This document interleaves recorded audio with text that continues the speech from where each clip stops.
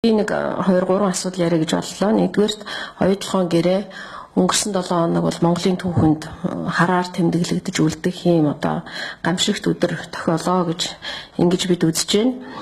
Оюут толгойн өмнөх одоо анхны хөрөнгө оруулалт гэж өмнөх одоо ил уурхаан бүтээн байгуулалтанд зарцуулсан гэж үзэж байгаа 8.4 тэрбум долларын зарцуулалтыг оюут толгой өөрөө гаргаж өгсөн. Тэрийг сангийн баримтжуулаад хүлээж аваад одоо ингээд окей 8.4 тэрбумыг анхны хөрөнгө оруулалт толгой зарцуулсан байна гэдгийг хүлээн зөвшөөрөд авсан байгаа.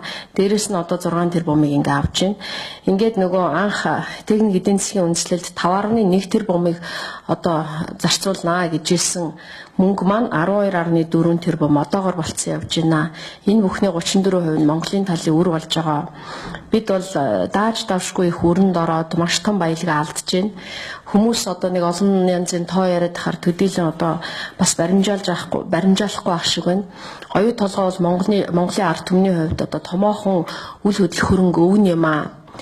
Нэг хүн бодё одоо 5 хүн орон сууцтай байлаа гэж бодъё те 100 сая хөрөнгөтэй. За нэг танихгүй нөхөр за энийг чинь барьцаалаад мөнгө авчия гэд өөрт чинь 5 саяыг өгөөд тэгээ одоо ингээд за 2000 одоо энэ үгээр чинь найз настай шижигнсэн бизнес хийчихнэ. 2037 оноос л одоо хоёулаа энэнийхээ үр ашиг хүртэх юм шүү дээ гэд ингээ өөрийн чинь цорын ганц үйл хөдлөх хөрөнгө орон сууцыг ингээд барьцаалаад найз цаагаараа одоо юу ч хийгээд байгааг эн чи хян чадахгүй юу ч мэдэхгүй. За миний найз одоо гэр оролд гэр хүслээд амьдарч байгаараа хоолны 5 төгрөг гэж ямар ч байсан чамайг турааж 37 он хүртэл чамайг турааж өгөхгүй гэд.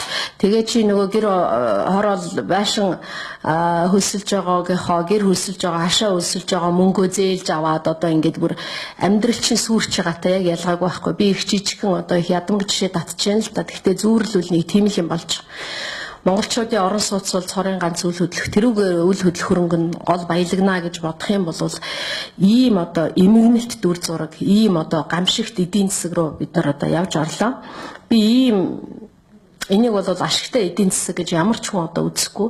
Би гайхаад 5 хүний хэдэн хүний цалин өгж байгаа хэдэн компаниг ажилтаа болгож байгаагаа энэ одоо Монголын эдийн засагт том хувь нэмэр оруулж байгаамаа гэж ингэж үзэх бол үндэсгүй. Хэдэн хүний амьдралыг аргацааж байгаагаараа Монголын оюут толгой ингэж хэдхэн хүний амьдралыг аргацаах ёсгүй юм байна. Та бидний бүгднгийн өөдөн татаж болох ийм хөрөнгийг ингэж зарцуулчаад тэгээд них гавьяа байгуулсан юм шиг ингэж зарлан тунх гэлж байгаа нь дэндүү эмгэнэлтэй хэрэгээ. Гэхдээ бол бид нар яг энэ гэрээнээс үүдээд энэ засгийн газрыг огцрох ёстой гэж үзэж байгаа 16 хүн Монгол улсын их хурлд байгаа. Дахиад нэмэгдүүл одоо Монгол улсын ерөнхий сайдыг энэ шалтгаанаар огцруулах бас гарын үсэг бүрдэж магадгүй гэсэн горьдлого тасраагүй байна. Хэрвээ тэгэх юм бол бас огцруулах үндслэл хангалттай байна гэж бодож байна. Хоёрдугаарт гачууртын орд дээр бас хүмүүс анхаарлаа хандуулаасаа энэ 7 хоногт 2 асуудал хилцэж байгаа. Нэгдүгээр улсын тусгай хамгаалалтанд авах асуудал, яг дараалаад төрийн эзэмшлийн хувийг тогтоох асуудал орж ирээд байгаа. Эхлээд улсын тусгай хамгаалалтанд авах асуудлаа шийдэх ёстой. Хэрвээ сонж байгаа бол энэ асуудал улсын их хурлын чуулганаар ороход энх бол дарга энэ асуудал хилцүүлэгт орох болоогүй байна. Хилцүүлэг хий, нийгмийг хамарсан үргийн хилцүүлэг хий, байгаль орчны яам зохион байгуул, холбогдох байнгын ороо зохион байгуул гэсэн. За ийм нийгдийг хамарсан үргийн хилцүүлэг хийж хүмүүсийг мэдээлэлээр хангасны үндсэн дээр энэ асуудлыг оруулж ирэхээр болсон. За гэтэл дахиад дараалаад ороод ирлээ. Ямар ч үсэн эхлээд улсын тусгай хамгаалалтанд авах асуудал нь шийдэгдэж дараа нь төрийн эзэмшлийн хувийн асуудал ярих ёстой гэж ингэж бодож байна. Энэ асуудал бол нийгэмд нэлээд одоо өндрөө авцсан зөвхөн Монгол төдийгүй дэлхийн даяар амьдарч байгаа монголчууд бас энд анхаарлаа хандуулад эхэлсэн учраас бас юу явчихгүй болов гэсэн ийм найдвар байна. Одоо нэгэнт оюут толгой нь хөдөлсөн Монголын эдийн засаг сэргэх гэж байгаа юм бол гачууртыг ухаж яах гээд байгаа юм бэ? Одоо сэргэн нэгээд байгаа шүү дээ.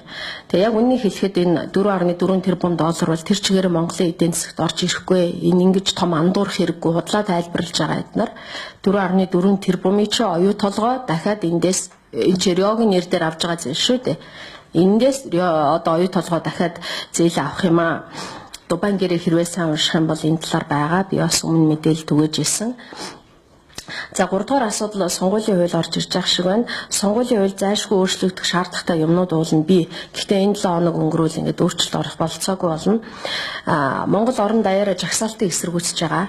Жагсаалтаар нэр дэвшдэг, жагсаалтын ард хэн байгааг нь мэддэхгүй орж ирдэг энэ байдлыг болиулъя гэж одоо сонгогчид хүсэж байгаа. Энэ асуудлыг шийдэх ёстой гэж бодож байна. Хэрвээ шийдэх шаардлагатай бол хоёрдугаарт мөнгөний нөлөөг багасгах ийм одоо заалтуудыг оруулах ёстой гэсэн ийм байр суурьтай байгаа. За өөрөөр бол нэг хөндөх шаардлага байна уу? Сонгуулийн хууль бол энэ 25 жил Монголын төрийг хамтарч болгон дангаараа янз бүрээр барьж исэн энэ Манан гэдэг олигарх бүлэглэлийн тохиролцооны асуудал болчиход байгаа. Тийм учраас энэ дээр бас анхаарал хяналт сэрэмжээ бас алдахгүй байх зүгээр болоо гэж бодож байна.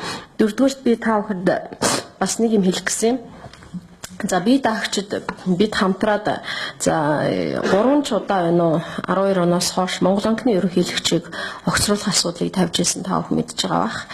За гэтэл өнөөдөр нэг өнгөрсөн 7 хоногт миний ширээн дээр нэг захиа өгтлээ. Би энэ захиаг одоо аваад үнэхээр гайхлаа. Би өнгөрсөн жилүүдэд Монгол банкны ерөнхийлөгч тойрон хүрээлэгчтэй тодорхой албан тушаалтнуудад нийт 3.2 тэрбум төгрөгийн мөнгийг одоо тараасан тухай мэдээлэл баримтуудыг гаргаж цацж байсан та бүхэн санаж байгаа бах. 180 саяас эхлээд одоо 100 сая хамгийн багадаа 45 сая төгрөгийг нэг хүнд өгсөн. За тэгээд тэр нь орон сууцны зээл, орон сууцны одоо буцалтгүй тусламж гэж өгсөн байгаа. Дандаа газрын дарга нартаа. За тэгээд тэд нь бол дандаа дийлэнх нь өмнө нь одоо Монгол банкнаас байр авцсан, орон сууц авсан ийм хүмүүс байсан. За гэтэл миний тэр одоо тараасан мэдээлэлтэй холбогдуулаад 2015 оны 3 сараас хойш нэг залуу хилмигдээд ажилгүй шүүхээр яваад авилгатай тэмцэх газар шалгагдаад явж байгаа юм. Би бол Монгол банкны ерөнхийлөгч Чулуунбатыг авилгатай тэмцэх газар шалгагдах ёстой гэж бодож байсан чинь нэг тэнд ажилдаг байсан нэг залуу тэрийг бол одоо надад мэдээлэл өгсөн гэж ингэж хардж байгаа юм байна. За 3 сараас хойш ажиллахгүй байна. Тэгээд Монгол банкыг хариуцагчаар татад иргэний шүүхэд өөрөө Монгол банкыг өгсөн юм байна. Тэгээ 2 шатны шүүхтэр ялсан юм байна тэр залуу өөрөө. Гэсэн ч Монгол банкнаас албаны эрх мэдлээ ургуулсан ашигласан гэх үндслээр авилгатай тэмцэх газар цагдаагийн байгууллага шалгуулахаар өгөөд одоо эрүү үсгчэд явж байгаа юм байна. Энэ Чулуунбаатар гэдэг залуу байна. За ингээд эрүүгийн хэрэг үүсгээд банк санхүүгийн байгууллагын аж ахуйн үйл ажиллагааны нууцыг хууль бусаар олж авсан задруулсан хэрэгт эрүү үсгээ шалгаж байгаа юм байна. Би энэ залууг танихгүй. Тэгээ энэ залуу бичсэн байна. Харамсалтай нь би тантай энэ амьдралдаа уулзаж байгаагүй, таныг танихгүй. Тантай ямар ч холбоогүй байтал энэ асуудал намайг буруутгах боллоо. Ингээд миний амьдрал одоо оронгоороо эргээд таны энэ мэдээлэлээс олж сүрээд байна. Та хууль хяналтын байгууллагад одоо үнэн байдлыг тайлбарлаж намайг буруугүй гэдгийг нотолж өгөөч гэж хичээнгүйлэн хүсье гэд энэ гараараа бичсэн энэ загтал ирлээ. Би энэ загтлыг аваад нүдэндээ итгэсэнгүү. Чи одоо юу вэ? Миний үзэж хараагүй, танихгүй, мэдэхгүй үнийг буруутгаад Монгол банкны ерөнхийлөгч одоо Чулуун юм бэлээ зол жаргал гэдэг хүн одоо ингээд энэ залууг амьдралаар нохироод явж байгаа юм байна. Энэ дөнгөж 20 эдтэй залуу байна.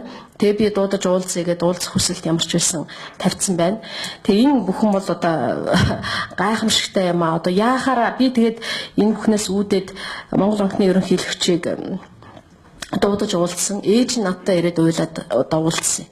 За тэгээд энэ залуу нь одоо захиа авчлаа.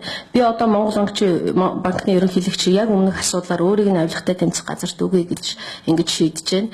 Тэгээ авилгатай тэмцэх газарт би дахин одоо өгье. Мөн баярыг одоо баярын хэргийг байхгүй болгосон шигээ Чулуунбатар зол жаргалын хэргийг бас одоо байхгүй болгох нь харцгаая. Би авилгатай тэмцэх газарт өгсөн бичгээ бас нийтлэх болно. Тэгээ ийм одоо манай нийгэм чи өөр юм инээдэмтэй парадокстой болчиход байна шүү дээ. Авилга өгсөн тэр бумаар нь зарцуулсан хүн нь авилгатай тэмцэх газар шалгагддаггүй. Харин ажиллаа хийгээд явж исэн банкны зээлдээ ээжтэйгээ хоёулахны амьдардаг ээж нь зүгээр л нэг цагдаагийн байгууллагад одоо тэтгэвртэй гарч байгаа юм байна. Нэг ингээл хөвшөө ээжтэйгээ хоёулахны амьдардаг. Би одоо 3 сараас хойш танаас болоод ингээ ажилгүй би одоо аягүй хүнд нөхцөлд байна. Автобусны мөнгөгүй, байрны зээлтэй одоо миний амьдрал одоо яах гэсэн мэдэхгүй наргаа ороод танд хандж байна гэд ингэж. Ийм одоо эмгэнэлт дүр зургийг бид өнөөдрийн нийгмийн байгаа байдал энэ шүү дээ. Нэг жишээ нь л энэ болохоос өөр бусад хичнээн хүмүүс ингэж хэлмэгдэж байгаа мэдэхгүй. Тэгээ би энэ талаар бас олон нийтэд хэлье гэж бодсон. Та бүхэн энийг бас мэдээлж өгнө гэж хүсэж байна. За баярлалаа.